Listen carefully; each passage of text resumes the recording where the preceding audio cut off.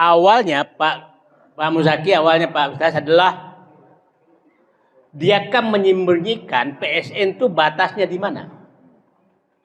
Nah, supaya publik paham, PSN itu diumumkan tanggal 30 Maret 2024. 2 hari setelah pengumuman Presiden Prabowo dan nggak usah sebut nama presnya ya, Prabowo aja.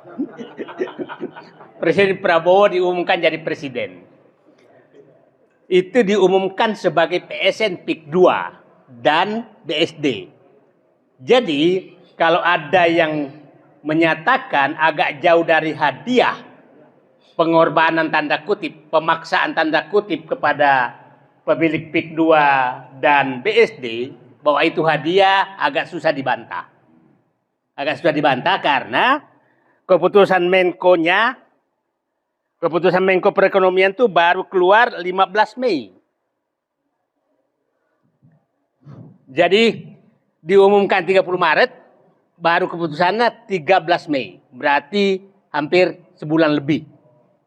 Nah, setelah itu saya mulai bertanya, ini batasnya di mana PIK 2 ini? Kalau BSD jelas ada kecamatan ini hanya 52 hektar. PIK 2 nggak ada batasnya. Nggak ada batasnya. Terus baru keluar batas tuh 4 Juni lewat surat KPPIP. Artinya saya lama di birokrat, artinya ini terjadi pergolakan kira-kira di dalam nih.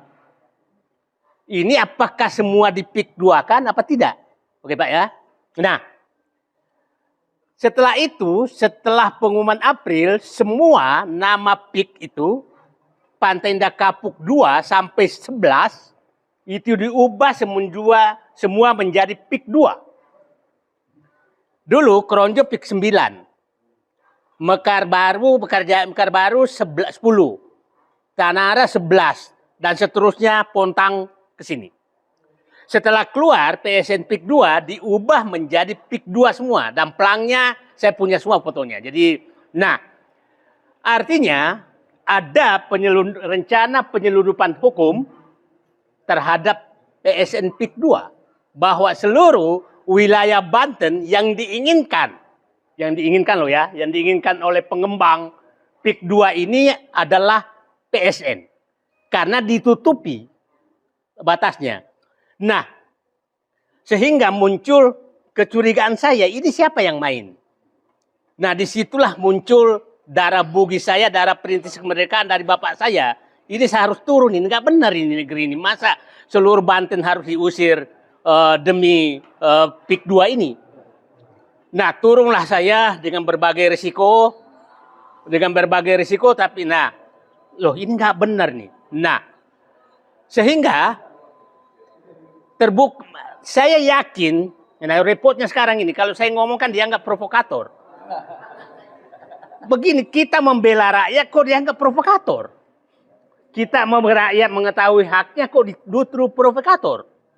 Nah sekarang, setelah terjepit tanda kutip sedemikian rupa, mereka tuh dihadapkan, menurut saya, mereka dihadapkan dua pilihan. Apakah mengakui bahwa seluruh wilayah yang diinginkan sampai Serang ini sebagai PIK 2, atau hanya mengakui 1.755 hektar. Itu dia dihadapkan dua pilihan itu.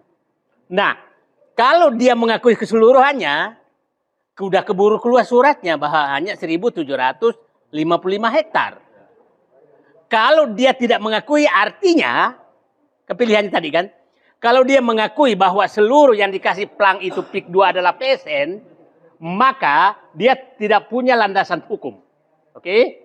Karena udah keluar suratnya KPIPIP 4 Juni bahwa luasnya hanya 1.755 hektar. Nah, ini nggak bisa ditarik. Nah, ini saya baru dapat sebulan lalu. Nah, setelah itu, saya yakin mereka rapat, dan mungkin juga Presiden udah paham, ini bahaya nih kalau diakui semua. Bisa orang Banten ngamuk nih, ya kan? Ya pasti ngamuk kan, masa kita diusir semua?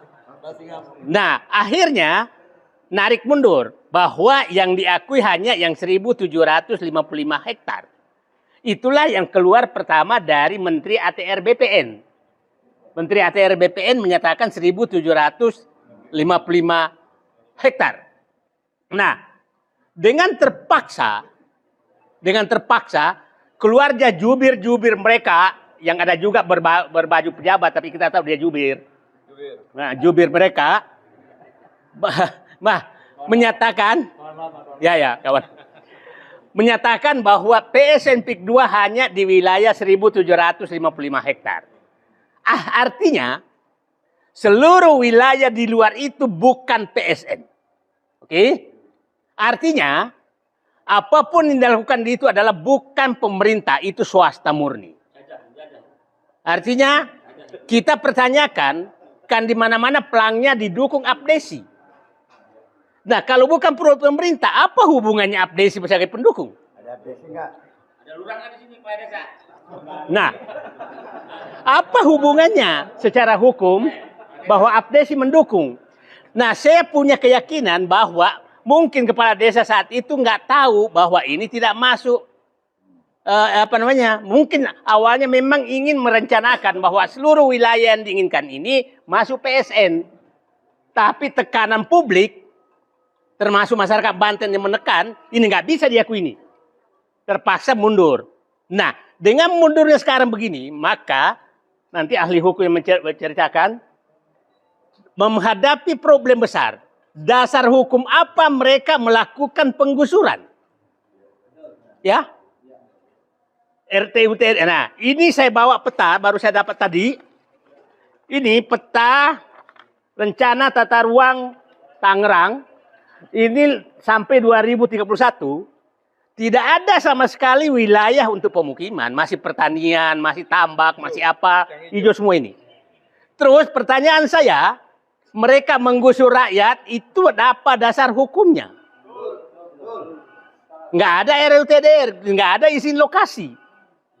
Nah, jadi menurut saya nggak tahu nanti Pak Ahmad jelaskan ke publik, rakyat-rakyat yang sudah digusur dengan harga murah itu, apa dasar hukum mereka menggusur? Karena tidak ada dasar hukumnya sama sekali. Kan awalnya kita menganggap itu adalah PSN. Ternyata bukan PSN. Boleh balik lagi dong. Boleh balik lagi dong. Nah, inilah karena doa Pak Kiai, akhirnya Allah mengembalikan hak Banten kembali dari rencana penjajahan oleh mereka. Dan kita tidak pernah tahu rekayasa Allah seperti apa. Nah, ini tangan Allah bekerja. Nah, itulah saya menyatakan Banten kembali merdeka karena kita berjuang dengan ikhlas. Bahwa mereka itu sangat susah membuktikan nanti apa dasar hukum mereka menggusur rakyat. Tidak ada dasar hukum sama sekali. Menggusur rakyat itu harus ada dasar hukumnya. Yang menariknya, seakan-akan seluruh wilayah itu adalah wilayah mereka. Saya berkali-kali diusir. Pasti bapak-bapak lihat diusir kayak apa kalau saya ke lapangan. Kayak mohon apa aja, kayak anjing aja saya kalau di lapangan tulis mereka. Diusir kayak apa. Jadi padahal di luar proyek Pak Ustaz. Itu di luar proyek, hanya di desa yang sudah seakan-akan masuk wilayah mereka. Nah, itu seakan-akan mereka sudah berkuasa di situ. Sudah, nah, mungkin nanti kapan-kapan kita dengan Laskar Banten melakukan sweeping di sana. Siapa-siapa yang kita sweeping pendatang-pendatang yang mengatasnamakan wilayah mereka, padahal bukan hak mereka. Nah, jadi itu sejarahnya. Sekarang kita di titik perjuangan, di titiknya bahwa PSN hanya ada di 1.755 hektar. Dan itu hanya di hutan lindung. Nah, nanti kita bahas lagi. Hutan lindung ini kok apa sih urusannya atau dikasih ke mereka? Ya kan? Ya, nanti kita nggak usah dibahas itu. Nah, yang kita bahas adalah bagaimana mengembalikan kembali tanah-tanah rakyat yang sudah digusur, sudah ditimbun, belum dibayar, sawah mereka sudah nggak bisa ditanami, dan lain-lain. Itu yang kita harus perjuangkan. Karena saya nggak mau ada seperti Pak Sultan tadi, tidak boleh ada satu orang Banten pun menderita. Itu saya pikir yang kita harus pegang sama-sama. Nah, sekarang Selalu yang muncul di TikTok mereka, sekarang itu banyak sekali TikTok, banyak juga kiai-kiai langsung kayak kiai Gus-Gus muncul gitu loh. Muncul, ketawa aja saya mendengar, ini opo ini, mahasiswa, tahu-tahu jadi mahasiswa anak ini. Ya masih jadi-jadian gitu loh. Ya. Jadi kita kalau ada yang muncul kayak itu, ya jadi-jadian aja. Jadi kalau ada gitu langsung aja, namanya Gus Pik 2. Kiai Pik 2 gitu aja, kita kasih gelar aja mereka supaya mahasiswa Pik 2 gitu aja. Ya. Nah, karena lucu-lucu aja pernyataan mereka itu. Nah, selalu dikatakan bahwa kita anti pembangunan. Tidak sama sekali. Banten itu industri yang paling maju di sini adalah Banten. Pernah nggak menolak? Enggak. Nggak pernah menolak. Tapi yang kita tolak ada 5 hal yang kita tolak supaya clear. 1, penggusuran terhadap rakyat, itu 1. Nah, yang kedua adalah harga yang sangat murah yang ditetapkan oleh mereka. Yang ketiga adalah terjadinya kemungkinan besar negara dalam negara. Ya, yang keempat adalah eksklusif, sangat eksklusif. Yang kelima adalah aset negara hilang begitu saja. Saya uraikan satu demi satu. Penggusuran, coba Bapak kita nggak menangis. Saya duduk menyaksikan anak kecil, ini menunggu bapaknya akan digusur besok. Ini anak ini hidup kemana nanti? Hidup di mana nanti anak ini? Anaknya 5, terus kamu mau kemana? Belum tahu, Pak. Berapa harga tanahmu? 50.000, Pak. 2 hektar, cuma 1 miliar. Ada 5 anak. Terus, ini orang ini dolim banget menurut saya melakukan ini, Pak. Nah, habis itu, Pak Kiai, saya datang ke Pik 2, makan es krim di Kelapa. 100.000. Ini 2 meter tanah ini, dolim sekali orang ini. Masa makan es krim 2 meter tanah? Ya, saya parkir ke mobil paling mahal kan Grand Indonesia kan. 300.000. Nih 6 meter tanah hanya valet mobil kayak gini. Nah, orang yang melakukan pembebasan ini zolim betul-betul. Benar-benar zolim, bayangkan. Nah, harga sangat murah. Nah, yang ini adalah negara dalam negara, nggak usah saya jelaskan lagi. Sangat eksklusif. Kita tahu banyak pemukiman seperti itu. Tapi terbuka kan, Pondok Indah tuh boleh kok masuk dari mana saja. BSD boleh masuk dari mana saja. Ini nggak bisa masuk. Hanya 1 pintu. Kalau dianggap menyatakan eksklusif, nggak eksklusif. Nah, ada juga tuh pengacara dari etnis tertentu. Said Didu katanya, rasis. Dia yang rasis kok, yang saya yang dituduh rasis. Rasis, saya nggak pernah persoalkan. Di sana, saudara-saudara kita, Cina Benteng itu bersatu sama kita kok. Ya. Ya, ini. Jadi mereka di sana mohon maaf aja, pelihara babi biasa aja kok. Kenapa kita dianggap zolim? Yang kita ini siapapun yang menggusur rakyat dan menghidup eksklusif itu yang kita lawan. Mau Bugis, mau apa, itu yang kita lawan. Gak boleh ada eksklusif. Jadi jangan etnis tertentu mendukung orang, melindungi dirinya dengan etnisnya seakan-akan yang lain adalah rasis. Padahal dia mungkin lebih rasis. Jangan bawa-bawa rasis lah. Nah, yang kini adalah aset negara. Pak Musaki, Pak Ustaz. Coba bayangkan, saya menghitung berapa sungai, bantaran sungai yang menjadi milik mereka. Berapa jalan yang langsung hilang. Coba lihat. Gratis itu ya? Gratis tuh. Teluk Naga, Kosambi kan udah hilang. Tanah, jalan-jalan itu kemana? Irigasi di sana itu kemana semua? Kan ditimbun begitu saja. Muara sungai, bantaran sungai, pantai, laut. Terus dipagari. Terus ada pejabat dari Banten dan Tenggara menyatakan tidak mungkin dijual. Terus kau kasih gratis kalau kamu nggak jual. Iya kan? Nah, itu kita nanti audit semua. Bantaran sungai itu siapa yang terima ganti ruginya? Jalan desa, jalan negara, jalan kabupaten yang sudah dibangun negara itu siapa terima ganti ruginya? Kalau enggak berarti kalian korupsi karena memperkaya pemiliknya. Itu harus diaudit semua. Nah, ini menurut saya pejabat-pejabat Banten Tangerang ini udah begini semua nih. Karena kita akan tuntut itu diaudit. Karena 2 kecamatan udah rata tuh Bapak lihat. Teluk Naga sama Kosambi.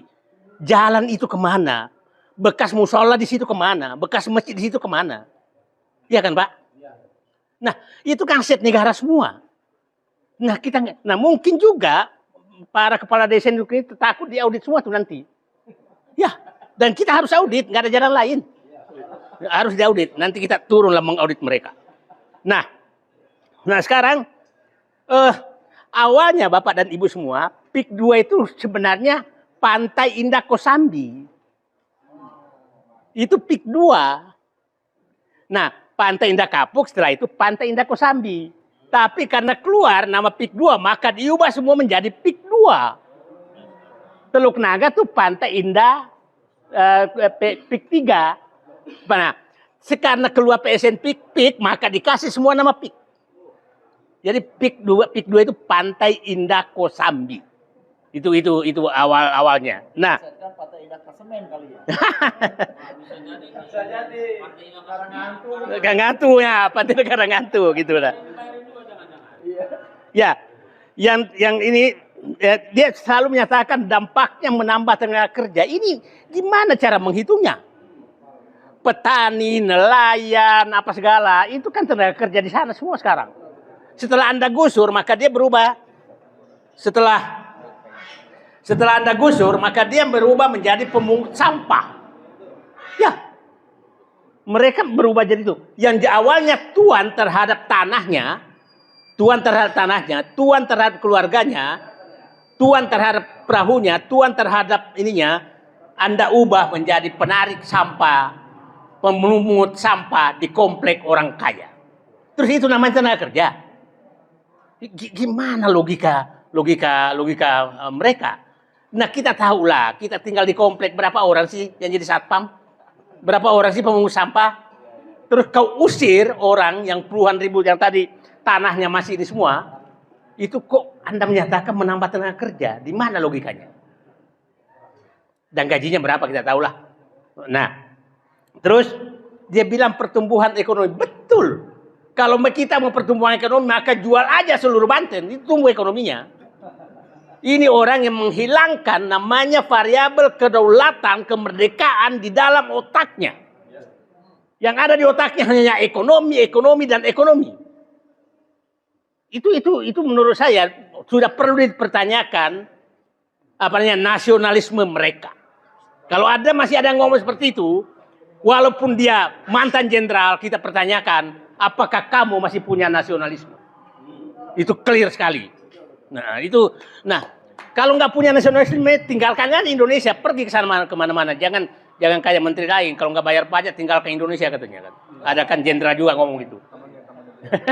Nah, yang terakhir bahwa saya banyak sekali tuduhan ke saya, tapi ya nuduh apapun ya insya Allah saya dituduh apapun pasti susahlah mencari ini ya, karena memang insya Allah saya nggak pernah. Saya 32 tahun di dalam birokrasi dengan berbagai jabatan, insya Allah saya istiqomah, tidak akan mau dibongkar apapun saya nggak akan ini, karena saya insya Allah nggak pernah membuat masalah. Nah, saya dikatakan mafia tanah. Mafia tanah apa? Saya beli tanah di Kronjo itu 31 tahun lalu. Jadi mungkin lebih lama saya bertambak dan bertani di sana daripada ketua Abdesi. Ya, masih kecil dia. Saya udah bertambak di sana. Nah, kok menyatakan saya Didu nggak ngerti apa-apa. 32 tahun saya bertambak di sana, bertani di sana. Tahu datang ketua Abdesi, nggak tahu apa-apa. Ya ampun. Nah, yang kedua, didukung. Nah, ini terakhir nih. Saidi itu di belakangnya katanya Islam radikal. Ini orang apa ini? Saya adalah orang radikal terhadap orang yang mau menyiksa rakyat Indonesia. Saya radikal, madam. Tidak ada alasan agama apapun, tapi ini radikal saya. Siapapun yang mengusir kita hadapi. Berarti menyinggung ulama kita dong. Kenapa? Menyinggung ulama Banten juga. Iya. Nah, bukan. Ini kan dibawa-bawa aja tuh. Kan ada orang tuh jual-jual radikal terus. Itu aja jualannya. Izin siapa? Hah? Ya udahlah, udah tau lah. Itu aja kerjanya tuh. Siapapun ini. Ya. Nah, sekarang Nah, sekarang beginilah. Hari ini kita berbahagia semua di Kesultanan Banten. Kita kembali ingin membebaskan rakyat Banten yang hampir dicaplok oleh, mohon maaf, oligarki yang didukung oleh Solo. Ya, kita harus belak-belakan. Ya, ya, ya, iyalah. Nah, kan sudah dibuka oleh mereka, oleh apa namanya pemiliknya Pantai Indah Kapuk, bahwa memang ya dia penyelamat muka Jokowi, gitu kan kira-kira penyelamat muka Jokowi, tapi jangan menyelamatkan juga Jokowi, rakyat Banten kau jual. Kalau menyelamatkan muka Jokowi, rakyat Solo aja yang kau jual, jangan rakyat Banten dong yang kau ya kan? Nah, oke, Pak Muzaki, saya pikir kita mulai dari Banten untuk membangun Indonesia, menyelamatkan Indonesia dari cengkraman oligarki.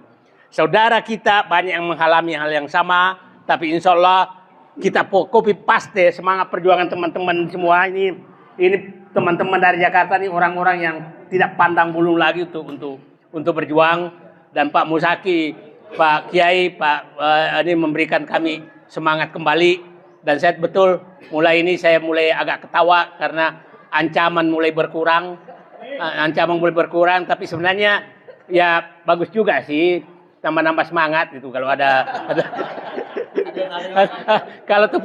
kalau mau tepuk tangan tuh harus bersentuhan tangan. Kalau nggak ada lawannya kan nggak bunyi gitu kan. Nah, oke, saya pikir itu saya tadi ulangi sejarah tentang PIK 2 sudah jelas.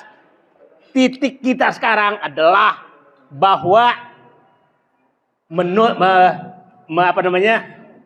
memperjuangkan agar rakyat memperjuangkan agar tidak lagi ada penggusuran. Yang kedua, terhadap rakyat yang sudah digusur itu kita harus usahakan kembalikan haknya karena tidak punya dasar hukum sama sekali. Dan saya setuju tadi kita tidak anti pembangunan, tapi kita mau majukan Banten. Tapi bukan memajukan Banten dengan mengusir rakyat Banten. Itu. Terima kasih. Assalamualaikum warahmatullahi wabarakatuh.